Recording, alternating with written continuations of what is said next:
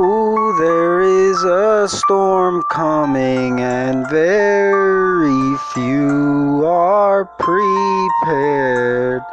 Let's prepare by seeking the Lord in prayer, in praise, in worship, in humility, in repentance. And without the Lord, you will not make it in the upcoming days of darkness. Much darkness will come. May you find light. The light is named Jesus Christ. May you find peace forever. Be prepared in the name of Jesus. Amen.